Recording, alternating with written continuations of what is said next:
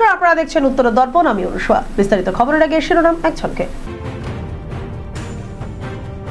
বাজেটের নথি ছিঁড়ে বিক্ষোভ, বামেদের আলোচনা বয়কট করল বিরোধীরা।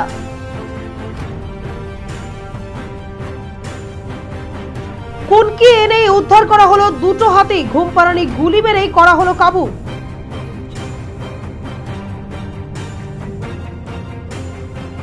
রাতেও রাস্তায় থাকবে ট্রাফিক পুলিশ, নিরাপত্তা বাড়াতেই এই পদক্ষেপ।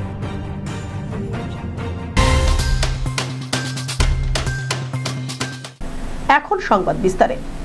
শিলিগুড়ি পুর নিগমের বাজেট আলোচনা ঘিরে ধুন্ধুমার কাণ্ড।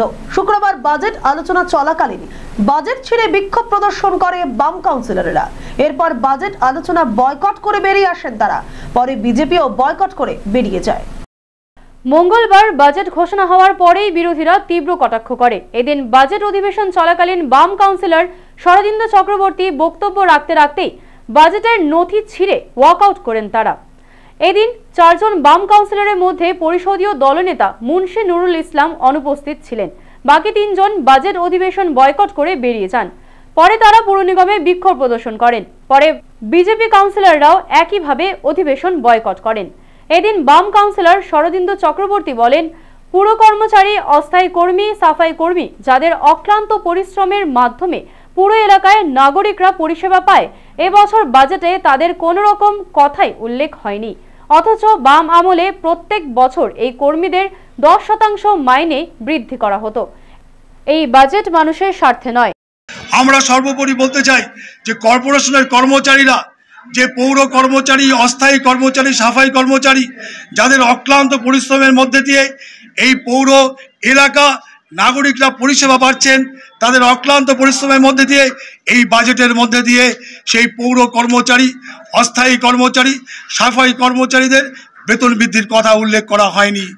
গত বছর একই ঘটনা হয়েছিল, কিন্তু আমরা বামফ্রন্টের পুর বোর্ডের সময় দেখেছিলাম যে তখন 10% করে প্রতিবার পৌর কর্মচারীদের বেতন বৃদ্ধি করা হতো। কিন্তু আজকে মেয়র সাহেব তিনি বাজেটের মধ্যে দিয়ে, আজকে তার বাজেটের মধ্যে দিয়ে পৌর কর্মচারীরা যারা কর্পোরেশনের পিলার, তারা আজকে উপেক্ষিত। এদিকে বিরোধী দলনেতা বিজেপির অমিত জৈন বলেন, বিরোধীদের সম্মান দেওয়া হচ্ছে না, বলতে বাধা দেওয়া হচ্ছে। এভাবে অধিবেশনে থেকে লাভ নেই। আজকে দিনে এ পুরো ফেলিয়ার। সমস্ত কেন্দ্র সরকারের সংস্থা এবং ফান্ডে এরা এই কর্পোরেশন চালাচ্ছে। তার ফলে আজকে দিনে আপনারা দেখুন এদের নিজস্ব কোনো ফান্ড নাই। এ ফান্ড না হওয়ার কারণে এরা হতাশ, বিনা বাতি জ্বালায় কিন্তু কাজ করে যাচ্ছে। চোখে পাট্টি লাগা কিন্তু বাজেটটা তৈরি করা হয়েছে। বারবার 3 বছর বারবার এই বাজেটের এস্টিমেট দেয়, তারপর একটা রিভাইজ করতে হয়। এটা দুর্ভাগ্যের বিষয়। যেখানে আমাদের শিলিগুড়ি শহর থেকে রাজ্য সরকার প্রত্যেক বছর 600 থেকে 700 কোটি টাকা স্টেট জিএসটি নাম করে নিয়ে যাচ্ছে, তার ফলস্বরূপ 1 পয়সাও কিন্তু রাজ্য সরকার আমাদের এইখানে দিচ্ছে না। এটা বলার তারপরে আমার প্রতিবাদ চালু হয়ে যায়। যদিও মেয়র গৌতম দেব বিরোধীদের এহেন প্রতিবাদে হতবাক। তিনি বলেন, বিরোধীদের সবসময় সম্মান দেওয়া হয়, তারা এমন কেন করলো তা জানা নেই। তবে এই বাজেট মানুষের স্বার্থেই করা হয়েছে। 618 কোটির বাজেট এবং 283 কোটির রিভাইজ বাজেট অনুমোদন হয়েছে। আজকে আমরা অনেকগুলো দিককে আমরা ফোকাস করেছি এবং তার উপরে কাজ করব। গরিব মানুষকে, আর্থিকভাবে পিছিয়ে পড়া মানুষদের সাপোর্ট দেওয়া, জমির পাট্টা দেওয়া, পরিকাঠামো উন্নয়ন, শিক্ষা, সংস্কৃতি, খেলাধুলা, রোড, ড্রেনেজ, পরিকাঠামো, পুরসভার যতগুলো দিক আছে সব দিককে বজায় রেখেই এটা করা হয়েছে। অপোজিশন ফেস করতে পারেনি, কেউ আসেনি, কেউ মাঝপথে চলে গেছে। তো সবারই অংশগ্রহণ চাই এবং সবাই মিলে শহরকে উন্নত করতে।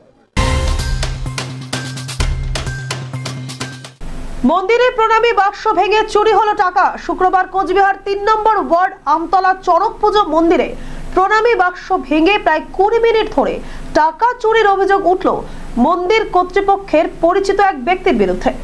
এদিন স্থানীয় বাসিন্দা রতন পাল বলেন, প্রতিদিনের মতো এদিনও তিনি সকালে মন্দিরের দরজা খুললে দেখতে পান প্রণামী বাক্স সঠিক জায়গায় নেই। সন্দেহ হলে বাক্সের কাছে এগিয়ে যেতেই দেখতে পান বাক্সটি ভাঙা অবস্থায় রয়েছে। এরপর এলাকাবাসীদের খবর দিতেই প্রত্যেকে মিলে কোতোয়ালি থানায় লিখিত অভিযোগ দায়ের করেন। পুলিশ মন্দিরের সিসিটিভি ফুটেজ খতিয়ে দেখলে চোখে পড়ে মন্দির কর্তৃপক্ষের পরিচিত লাল শালু নামে এক ব্যক্তি এই চুরিতে শামিল। তবে এখনো পর্যন্ত কেউ গ্রেপ্তার হয়নি। ঘটনার তদন্ত শুরু করা হয়েছে। আমি সকালবেলা গেট খুলি, আমি মন্দিরের গেটটা আমিই খুলি, ওটার পর আমি লাইটটা সব অফ করি, অফ করে প্রণাম করে আমি চলে যাই। তখন আমি দেখি বাক্সটা আমাদের এই সাইডে থাকে, মানে যেখানে বাক্স থাকে ওখান থেকে বাক্সটা ওখানে আমার দেখলাম চট করে। বলার পরে সবাই আসলো, আজকে ডায়েরিটা আমরা করা হবে, সব কিছু হয়ে গেছে, বললো যে আমরা আজকে ডায়েরিটা আজকে দিয়ে দিই। দিল্লির পথে পাঞ্জাব, হরিয়ানা, উত্তরপ্রদেশ থেকে ভারতের হাজার হাজার কৃষক। দাবি শুধুই ফসলের ন্যূনতম সহায়ক মূল্যের আইনি নিশ্চয়তা এবং কৃষি ঋণ মুকুব। তবে এরই মাঝে আন্দোলন চলাকালীন বুধবার প্রাণ হারায় বছর 23-এর শুভকরণ সিং। শুক্রবার এরই বিরুদ্ধে দেশ জুড়ে এআইটিইউসি পালন করল কালা দিবস। এদিন শিলিগুড়ি টাউন স্টেশনের কৃষি মান্ডিতে বিক্ষোভ দেখান দার্জিলিং জেলা এআইটিইউসির কর্মীরা। তাদের কথায় শুধু শিলিগুড়ি নয়, দেশ জুড়ে প্রতিটি কৃষক সংগঠন কালা দিবস পালন করেছে। এদিন এআইটিইউসির পক্ষ থেকে পার্থ মৈত্র জানান, শুভকরণের হত্যার বিরুদ্ধে তারা প্রতিবাদ জানিয়েছে। পাশাপাশি কৃষকদের ন্যায়ের দাবিতে এবং তাদের সুরক্ষার দাবিতে আজ শিলিগুড়ির পাশাপাশি বিভিন্ন জায়গায় কালা দিবস পালন করা হচ্ছে। দিল্লির বর্ডারে কৃষক আন্দোলনকে আটকে দেওয়া হয়েছে, আর এই কৃষক আন্দোলন কৃষকদের ফসলের ন্যায্য মূল্যের দাবিতে, কৃষকদের পেনশনের দাবিতে, কৃষকদের সুরক্ষার দাবিতে গোটা দেশ জুড়ে এই আন্দোলন সংগঠিত হচ্ছে। এই আন্দোলনে গুলি চালিয়ে শুভকরণ নামে 23 বছরের একজন কৃষককে গত পরশুদিন হত্যা করেছে। আজকে গোটা দেশ জুড়ে যতগুলো সংগঠিত ট্রেড ইউনিয়ন এবং কৃষক সংগঠন, তারা গোটা দেশ জুড়ে আজকে কালো দিন পালন করছে। সাত সকালে 3 জনকে কুপিয়ে খুনের চেষ্টা। শুক্রবার ঘটনাটি ঘটেছে কালিয়াগঞ্জ থানার সিলামপুর 2 নম্বর গ্রাম পঞ্চায়েতের বাহাদুরপুর এলাকায়। জখম 3 জনকে চিকিৎসার জন্য মালদা মেডিকেল কলেজে ভর্তি করা হয়েছে। ঘটনায় অভিযোগের তীর তৃণমূলের দিকে। কংগ্রেস পরিচালিত সিলামপুর 2 গ্রাম পঞ্চায়েতের প্রধান ফিরোজা খাতুনের অভিযোগ, তৃণমূল কর্মী মুকুলেশ্বর রহমান, জাহাঙ্গীর শেখ, জলিল শেখ তার স্বামী এবং 2 ভাইকে এদিন খুনের চেষ্টা করে। এই ঘটনায় হামলাকারীদের বিরুদ্ধে লিখিত অভিযোগ দায়ের করেছেন গ্রাম পঞ্চায়েত প্রধান। তার কথায় রাজনৈতিক শত্রুতার কারণেই এই ঘটনা। ওই একটু মুখে তর্কাতর্কি হয়েছিল এর আগে। এবার আমি কলকাতাতে ছিলাম জিপি অডিটের কাজে। আমি বললাম যে থেকে আছে এসে বুঝিয়ে মীমাংসা করবো। ওরাই আমার নানাকে মেরে মাথা মতো ফুটিয়ে দিয়েছে, মানে এসে বিচারটা করবো। এবারে একটু তর্কাতর্কি হয়েছে। আমি সকালে এসে আমি কলকাতা গেলাম, সকালে এসে বিচারটা করবো। সকালে ঘুমিয়ে উঠিনি, আমার বাড়িতে গেট খুলেছে আর ওরা হাঁসুয়া লাঠি নিয়ে গেট খুলতে পারছে। আমার হাঁসুয়ার কোপ মানে উল্টা কোপ মেরে দিয়েছে, আমি পড়ে যাই। তারপর আমার 2 ভাইকে ধরে আমার বাড়িতে হাঁসুয়া লাঠি নিয়ে হঠাৎ না অজান্তে গেট খোলার পরে মেরেছে। যদিও এই প্রসঙ্গে তৃণমূলের জেলা সহ সভাপতি শুভময় বসু জানিয়েছেন, এখানে কোনো রাজনৈতিক ঘটনা ঘটেনি। তৃণমূলের বিরুদ্ধে যে অভিযোগ করা হচ্ছে তা সম্পূর্ণ ভিত্তিহীন। পুরো ঘটনার তদন্ত করা হচ্ছে। টোটালটাই পারিবারিক বিবাদ এবং লোকসভা নির্বাচনের আগে কংগ্রেস এসব ডিভিডেন্ড নেওয়ার চেষ্টা করছে। আমরা যতদূর জানি এগুলো সব আত্মীয় স্বজন, কাকাতো ভাইটাই এইসব বিষয়ে ব্যাপার। সেখানে কোনো পুরনো বিবাদকে রাজনৈতিক রং লাগার যে চক্রান্ত কংগ্রেস করছে সেটা সফল হবে না। পুলিশকে বলা হয়েছে কঠোর থেকে কঠোরতম ব্যবস্থা গ্রহণ করার জন্য, কারণ আমাদের দল এই অপরাধীদের ক্ষেত্রে কোনো রং বিচার করে না। ভারত থেকে ফের বাংলাদেশে ঢুকে পড়ল 2টি হাতি। শুক্রবার শিলিগুড়ি সংলগ্ন ফাঁসিদেওয়া ব্লকের হাপ্তিয়াগঞ্জ ও বন্দরগঞ্জ এলাকা দিয়ে 2টি হাতি কাঁটাতার পেরিয়ে বাংলাদেশের 0 পয়েন্টে ঢুকে পড়ে। পরে জলদাপাড়া থেকে 2টো কুনকি এনে ওই হাতিগুলোকে উদ্ধার করা হয়। প্রসঙ্গত, মঙ্গলবার জলপাইগুড়ির সন্ন্যাসীকাটা দিয়ে 2টি হাতি কাঁটাতার পেরিয়ে বাংলাদেশে ঢুকে যায়। এতে বিপাকে পড়ে বন দপ্তর। রাতারাতি বাংলাদেশের বন বিভাগের সঙ্গে যোগাযোগ করা হয়। এরপর বৃহস্পতিবার রাতে বাংলাদেশের বন বিভাগের সহযোগিতায় বিএসএফ, রাজ্যের বন বিভাগ হাতি দুটিকে ফাঁসিদেওয়ার গুমারি বস্তি এলাকা দিয়ে ফেরাতে সক্ষম হয়। কিন্তু বৃহস্পতিবার রাতে ফের ফাঁসিদেওয়ায় ফিরে আসে হাতি দুটি। ফাঁসিদেওয়ার হাপ্তিয়াগঞ্জ ও বন্দরগঞ্জ এলাকা দিয়ে বাংলাদেশের 0 পয়েন্টে ঢুকে পড়ে। শুক্রবার সকালে খবর পেয়ে ঘটনাস্থলে ছুটে বন আধিকারিকেরা। পরিস্থিতি সামাল দিতে ডেকে পাঠানো হয় বৈকুণ্ঠপুর, ঘোষপুকুর, টুকুরিয়া, বাগডোগরা রেঞ্জের বনকর্মীদের। খবর দেওয়া হয় শুকনা এলিফ্যান্ট স্কোয়াড ও গরুমারা এলিফ্যান্ট স্কোয়াডকেও। জলদাপাড়ার গরুমারের রেঞ্জ থেকে দুটো কুনকি হাতিকে আনা হয়েছে। এদের সহযোগিতায় দুটো হাতিকে ঘুম পাড়ানি গুলি দিয়ে কাবু করা হয়। এরপর ওই দুটি হাতিকে উদ্ধার করে নিয়ে যাওয়া হয়। অল ইন্ডিয়া সিপিআইএম এর পক্ষ থেকে শুক্রবার কোচবিহার জেলা প্রাথমিক শিক্ষা সংসদের বিভিন্ন দপ্তরে স্মারকলিপি দেওয়া হয়। এদিন বকেয়া টাকা স্বচ্ছ নিয়োগ প্রক্রিয়ার দাবি সহ একাধিক দাবিতে স্মারকলিপি প্রদানের পাশাপাশি বিক্ষোভ করা হয়। আগামী 3 মার্চ শহীদ মিনারে হতে চলেছে এক মহাসমাবেশ। এছাড়াও আগামী 6 এবং 7 তারিখ রয়েছে ধর্মঘট। এদিন সংগ্রামী যৌথ মঞ্চের রাজ্য আহ্বায়ক ভাস্কর ঘোষ জানান, গোটা রাজ্য জুড়ে এই ধর্মঘট পালন করা হবে। তাই অল ইন্ডিয়া সিপিআইএম এর পক্ষ থেকে সংগ্রামী যৌথ মঞ্চ পরিচালিত এই আন্দোলনে সকল স্তরের কর্মী সহ সাধারণ মানুষকে অংশগ্রহণ করার জন্য আহ্বান জানানো হয়। করছি বলতে আগামী 6 এবং 7 তারিখ আমাদের ধর্মঘটে ডাক দেওয়া হয়েছে গোটা রাজ্য জুড়ে। সেই ধর্মঘটকে সফল করার জন্য দপ্তরে দপ্তরে প্রচার চলছে। আমাদের দাবি মূলত এই রাজ্যের যে সরকারি বিভিন্ন ডিপার্টমেন্ট, সেখানে যে শূন্য পদ আছে, যার পরিমাণ প্রায় 6 লক্ষ, সেই শূন্য পদে এই রাজ্যের ছেলেমেয়েরা যাতে স্বচ্ছতার সাথে স্থায়ী নিয়োগ পেতে পারে, এই রাজ্যের অস্থায়ী কর্মচারীদের যে নিদারুণ শোষণ চলছে, সেই শোষণ থেকে যাতে মুক্তি দিয়ে তাদের জন্য বেঁচে থাকার মতো একটা বেতন কাঠামো তৈরি করা যায় এবং তাদের স্থায়ীকরণ করানো যায়, স্থায়ী কর্মচারীদের ডিএ, এই সমস্ত কিছু নিয়ে লড়াই চলছে। বিভিন্ন আইন সম্পর্কে স্কুলের ছাত্রছাত্রী সহ সাধারণ মানুষকে সচেতন করতে কোচবিহার জেলায় আইনি সচেতনতা শিবিরের আয়োজন করলো জেলা আইনি পরিষেবা কর্তৃপক্ষ। এই শিবিরে যে কোনো সমস্যার সমাধানে সাধারণ মানুষ কিভাবে আইনের দ্বারস্থ হবে এবং আইনের মাধ্যমে কিভাবে সমস্যা থেকে সুরাহা পাওয়া যায়, সেই সমস্ত বিষয়ে ধারণা দেওয়া হয়। শুক্রবার কোচবিহার 6 নম্বর ওয়ার্ড আমতলা মোড় সংলগ্ন নেতাজি সুভাষ প্রাইমারি স্কুলে এই শিবির অনুষ্ঠিত হয়। এদিনের এই শিবিরে উপস্থিত ছিলেন কোচবিহার জেলা আদালতের বিচারক, 6 নম্বর ওয়ার্ডের কাউন্সিলর শুভ্রাংশু সাহা সহ বিদ্যালয়ের শিক্ষক শিক্ষিকা, অভিভাবকগণ। বিভিন্ন রকম আইনি পরিষেবা নিয়ে এই শিবিরে আলোচনা হয়। মূলত পক্সো আইন ছিল আলোচনার মূল বিষয়, পাশাপাশি বিনামূল্যে আইনি লড়াইয়ের পদ্ধতি নিয়েও আলোচনা হয়।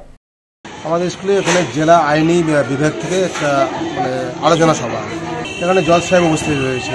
এখানে নানা ধরনের আইনি বিষয় সম্বন্ধে আলোচনা, অনেক আইনি পরিষেবা আমরা ফ্রিতে পেতে পারি। হ্যাঁ, আর এখানে পক্সো যে আইনটা, তার উপরে বেশি আলোকপাত করা হয়, পক্সো আইন সম্বন্ধে। এবার থেকে রাতেও থাকবে ট্রাফিক পুলিশের নজরদারি। রাত 9টার পরও শিলিগুড়ি শহরের প্রতিটি গুরুত্বপূর্ণ জায়গায় মোতায়েন থাকবে ট্রাফিক পুলিশ। এর জন্য আনা হচ্ছে বাড়তি এক কোম্পানি কনস্টেবল। শিলিগুড়িতে একটি অনুষ্ঠানে যোগ দিতে এসে এমনটাই জানালেন Siliguri police commissioner C Sudhakar. শুক্রবার শিলিগুড়ি মহাত্মা গান্ধী চকে শিলিগুড়ি মেট্রোপলিটন পুলিশের ট্রাফিক বিভাগের পক্ষ থেকে সেফ ড্রাইভ সেভ লাইফ অনুষ্ঠানের আয়োজন করা হয়। সেই অনুষ্ঠানে বিশেষ অতিথি হিসেবে উপস্থিত ছিলেন Siliguri police commissioner C Sudhakar. এতদিন পর্যন্ত শিলিগুড়ি শহরে রাত্রি 9টার পর দেখা পাওয়া যেত না ট্রাফিক পুলিশ কর্তাদের, ফলে রাত বাড়লেই শুরু হতো ট্রাফিক আইন ভাঙার খেলা, যার জন্য শহরে বাড়ছিল পথ দুর্ঘটনার সংখ্যা। সেই পথ দুর্ঘটনার সংখ্যা কমাতেই এই উদ্যোগ নিয়েছে শিলিগুড়ি মেট্রোপলিটন পুলিশ। এছাড়াও এদিন কমিশনার জানান, ট্রাফিক সমস্যা মেটাতে যদি কেউ পুলিশকে ভালো প্রস্তাব দেয়, তাহলে সেই শহরবাসীকে পুলিশের তরফে সম্বর্ধনা জানানো হবে। এদিনের এই অনুষ্ঠান মঞ্চ থেকে বেশ কয়েকজন ট্রাফিক পুলিশ কর্তাকে সম্বর্ধিত করেন ট্রাফিক পুলিশ এবং একই সঙ্গে ট্রাফিক আইন মানার অনুরোধ জানিয়ে সকলকে হেলমেট বিতরণ করেন পুলিশ কমিশনার। ভারত বাংলাদেশ সীমান্তে যুবকের গুলিবিদ্ধ মৃতদেহ উদ্ধার। শুক্রবার সকালে মালদা কালিয়াচক থানা চরি অনন্তপুর কেয়ামত টোলা এলাকায় বাড়ি থেকে প্রায় 1 কিলোমিটার দূরে এক যুবকের মৃতদেহ পড়ে থাকতে দেখেন স্থানীয়রা। ঘটনায় চাঞ্চল্য ছড়িয়েছে এলাকায়। পুলিশ সূত্রে খবর, মৃত যুবকের নাম মামুন মিয়া। এদিন পরিবারের সদস্যরা বলেন, গতকাল রাতে বাড়ি থেকে বেরিয়েছিল মামুদ, কিন্তু বাড়ি ফেরেনি। এরপর আজ সকালে ভারত বাংলাদেশ সীমান্তে মামুদকে মাটিতে পড়ে থাকতে দেখে স্থানীয়রা। এরপর তারাই আমাদের খবর দেয়। ঘটনাস্থলে পৌঁছালে তাকে মাটিতে পড়ে থাকতে দেখা যায়। এরপর তাকে উদ্ধার করে মালদা মেডিকেল কলেজ হাসপাতালে নিয়ে গেলে কর্তব্যরত চিকিৎসকেরা তাকে মৃত বলে ঘোষণা করে। তবে কি কারণে যুবকের মৃত্যু, তার তদন্ত শুরু করেছে পুলিশ। মাঠে ছিল, পালিয়ে এসছে, কি হয়েছে না হয়েছে বলতে পারবো না। মাঠে দেখছি এরকম করে আছে, তখন গ্রামের লোক সব নিয়ে এসছে। North Bengal painters society of art and কালচারের পক্ষ থেকে শিলিগুড়িতে আয়োজিত হতে চলেছে আর্ট ফেয়ার। চিত্রশিল্পীদের আঁকা ছবি এবং ভাস্কর্য সকলের সামনে তুলে ধরতে এই উদ্যোগ বলে জানান আয়োজক সংস্থার সদস্যরা। শুক্রবার শিলিগুড়ি জার্নালিস্ট ক্লাবে এই বিষয় নিয়ে একটি সাংবাদিক বৈঠক করল আয়োজক সংস্থা। সেখানে তারা জানান শিলিগুড়ির জিটিএস ক্লাবের মাঠে আগামী 14 মার্চ থেকে 19 মার্চ পর্যন্ত এই চিত্রমেলা আয়োজিত হবে, যেখানে শিলিগুড়ি, উত্তরবঙ্গ সহ কলকাতা থেকেও শিল্পীরা আসবেন। মোট 23টি স্টল থাকবে ওই মেলায়। জানা গিয়েছে 2013 সালে পথ চলা শুরু করেছিল এই সংস্থা। বিভিন্ন চিত্র প্রদর্শনী সহ নানা অনুষ্ঠান আয়োজন করার পর প্রথমবার আর্ট ফেয়ার আয়োজন করতে চলেছেন তারা। মূলত চিত্র, ভাস্কর্য ইত্যাদি এই মেলার মধ্য দিয়ে মানুষের সামনে প্রদর্শিত হবে।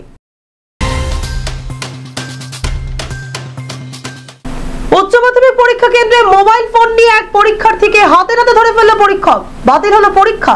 ঘটনায় চাঞ্চল্য শিলিগুড়িতে। প্রশ্ন উঠছে বিভিন্ন মহলে। জানা গিয়েছে Siliguri Margaret sister Nivedita English স্কুলে শ্রীগুরু বিদ্যা মন্দিরে সিট পড়েছিল। শুক্রবার ছিল ফিলোসফি পরীক্ষা। এদিন ওই পরীক্ষা কেন্দ্রে সকলের নজর এড়িয়ে মোবাইল ফোন নিয়ে প্রবেশ করেছিল এক ছাত্রী। পরীক্ষা চলাকালীন তাকে হাতে নাতে ধরে ফেলে পরীক্ষক। তারপরেই উচ্চ মাধ্যমিক শিক্ষা সংসদে খবর দেওয়া হয়। বাতিল হয় ছাত্রীর পরীক্ষা।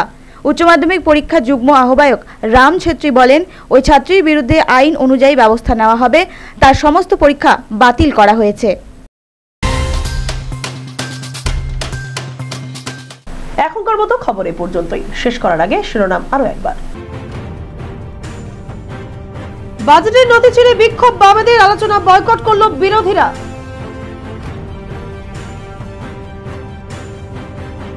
কুনকি এনে উদ্ধার করা হলো দুটো হাতি। ঘুমপাড়ানি গুলি মেরেই করা হলো কাবু।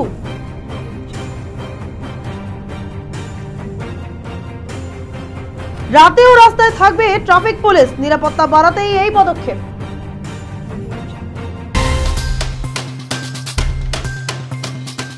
এখনকার মতো এই পর্যন্তই। দেখতে থাকুন উত্তরের দর্পণ, সঙ্গে থাকুন, ভরসা রাখুন।